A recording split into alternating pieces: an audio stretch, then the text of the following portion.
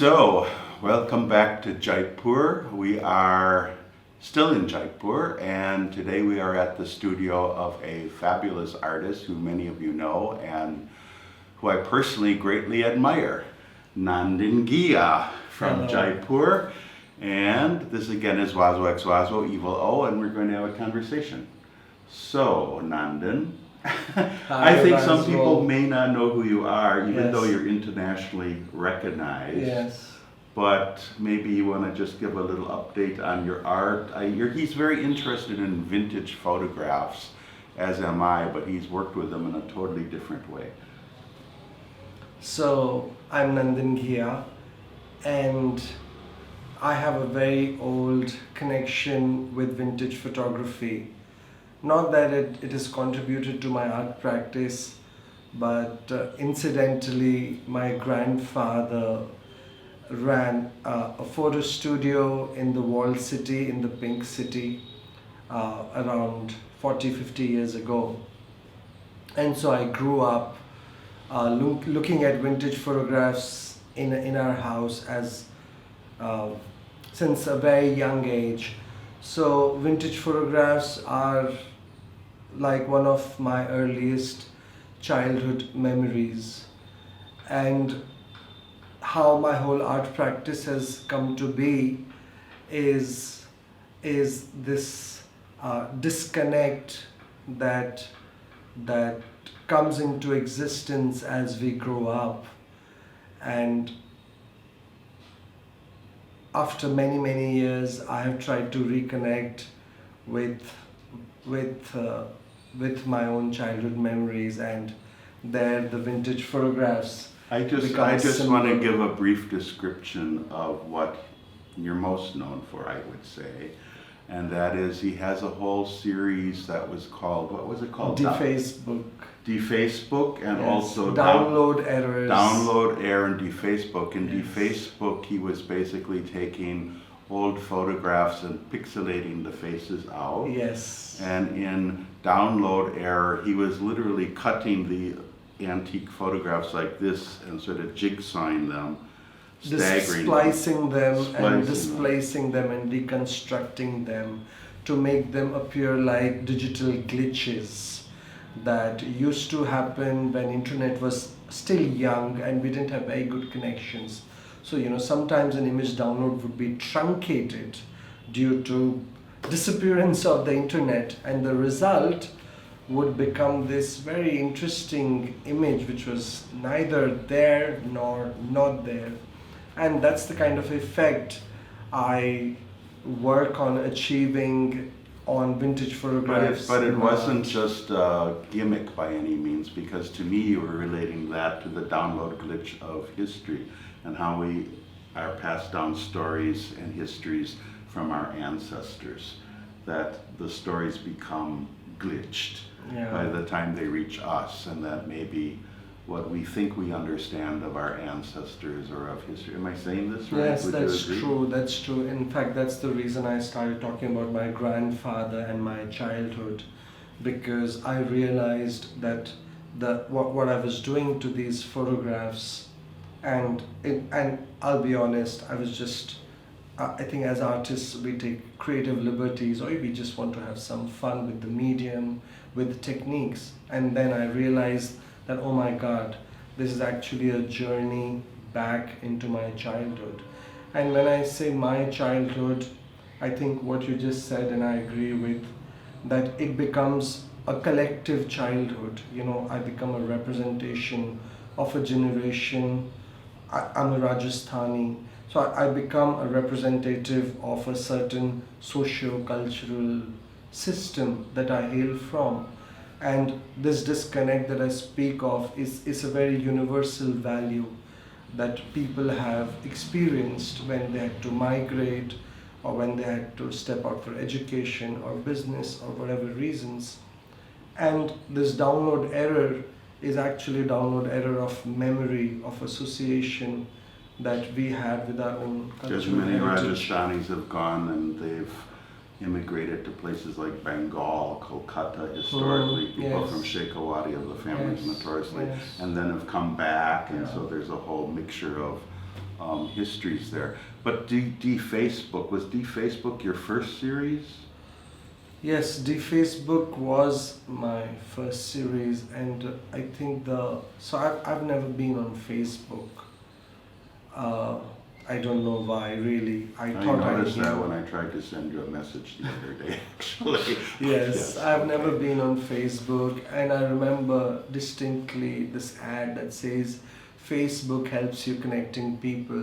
And I think I don't really need to talk about this, that we all agree that how Facebook does anything but help you connect, but it's actually a disconnect that has resulted where we have hundreds and thousands of Facebook friends, but in reality, we are living these ever increasingly isolated lives where we are disconnected from in many ways. And I think that pixelated face for me became the ultimate representation of this isolated, disconnected We're side actually of only us. limited to 5,000 friends, unfortunately. And after that, you can only have followers. Like Mahatma Gandhi or somebody, you only have followers. Or, Yeah. And and it suddenly also reminds me that how everybody wants to be famous today, how everybody wants Yeah. to have those, everybody wants to be Mahatma Gandhi in their own right, like everybody wants to be a celebrity, and but the price that we're paying for this is this isolation. That's the flip side of it. And I think my work practice, art practice, concerns itself with the flip side of it. So I'm not against technology, I'm not against Facebook, but and the interesting thing to me, without being a social media player, because I don't think you're on Instagram either, right? no, I'm not. He's not a I'm social not. media player, but he's done so amazingly well. And so many artists think that social media is the way to make connections these days. But you've had exhibitions in Europe, you've gotten into major anthologies, you've done very well with yourself. Yeah. How do you do this without social media? Many artists would ask. Yeah. So, It's amazing how I feel I have been lucky that ways, but more than luck, I think it was a fun decision on my part that I'm not getting on social media, and it's not because I'm against it. In fact, my art inspiration comes from social media in the sense that the philosophy, the visual symbols. So I borrow a lot of values from social media, and to be able to derive those values, I had to remain at an objective distance, which I fear wouldn't have come if I join on to social media. The other day, I was having a discussion with someone. I was saying, I felt that, having your Instagram handle is like having a baby, and you have to nourish it and nurture it. It's a responsibility in today's world, and I think I'm not ready for that responsibility, but I want to be at a safe distance and comment on that relationship between man and his Instagram handle. I actually love Facebook because living in Udaipur keeps me very well connected with the art scene. I feel otherwise I would feel quite isolated. But the one I don't understand at all is Twitter. Twitter just totally, I've tried to be on Twitter. Yeah. I don't understand it at all. And I don't understand how people can make any sort of rational argument in this given number of characters that you're allowed on Twitter. It's my major problem, because one thing I like about Facebook, you can write several paragraphs and you can then insert a link or a photo to illustrate what you're talking about. And Twitter just seems like a forum for short rants, Yeah. where people are trying to be witty but not really sincere. There's no real sincere conversation that goes back and forth. So I'm rather anti-Twitter, actually.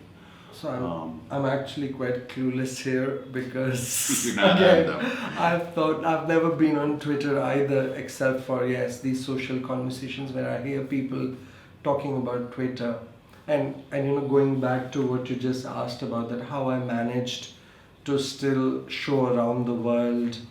I think it's the personal networking, or I would say the age-old ways through which art flourished in the pre-internet era. I think that itself has its own existence, And fortunately for me, galleries, magazines, journals, they have their own websites, places where I've been featured and my work has been talked about. So, incidentally, that internet that I've tried to avoid, that itself has, in a very strange way, come to my aid in the recognition that I've garnered.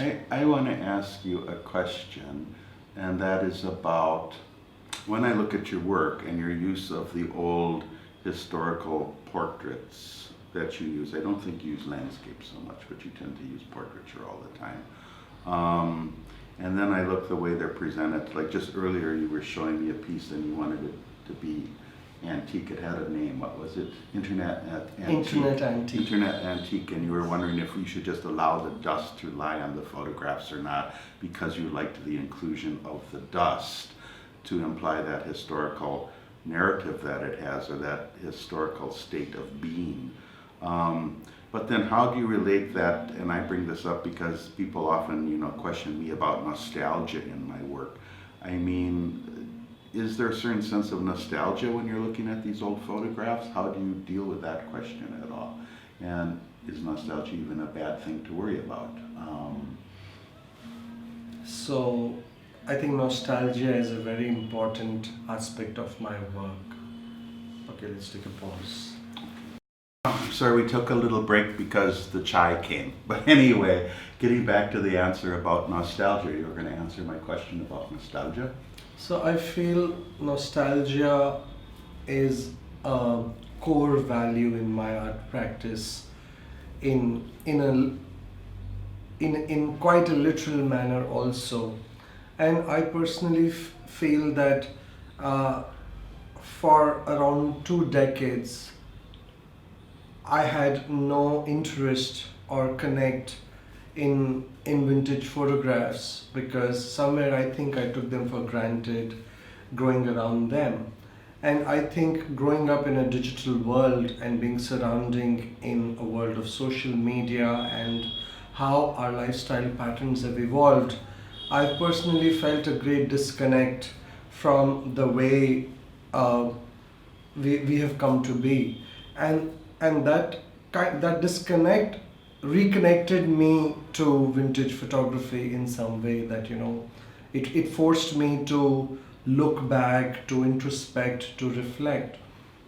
And that's where I found great comfort in that aspect of nostalgia, because somewhere I felt I found my identity in vintage photography. So What I feel is nostalgia is a sentiment. It's basically an emotion. It's a sentiment. But it's a sentiment that does make you look back at your own history and your own heritage. And you can look back at history in two ways. You can be very critical and analytical about the whole thing. I think the thing nostalgia does is helps you to maybe look for some of the good things in the past, besides who fought who killed who enslaved who, which tends to be what history is often about. Nostalgia makes you remember that grandma baked really nice pies, or somebody made really good curries, or something like that. I mean, that's what it does. It adds this human element to the past. So this is getting long, and I want to just throw out, you just had a mid-year retrospective at the JKK here in Jaipur. Yes, you want to talk about that a bit? I had kind of a mid-career retrospective. So essentially, it was a show conceived by the Al-Kazi Foundation and PIGS in collaboration with the City Palace Museum, the JKK, and I. And my work, my practice was positioned in a very interesting way against the practice of Savai Ram Singh too. And they'd actually showcased us in two diagonally opposite halls, where they were talking about one of the first photographers from the city of Jaipur. And then there was my practice that reflected on vintage photography, as well as what it means in the world that we live in today. Because when anybody sees my work, while they know it's based on vintage photography, but they find it very contemporary, very now, very relevant. So that provided a great uh, uh, Yeah, I'm place really to. sorry that I missed that because it was probably tremendous. I wished I had come. Yes, I missed you. I there think I was myself. in Bangkok when that happened. That's generally what happens. All the good things happen when I'm in Bangkok.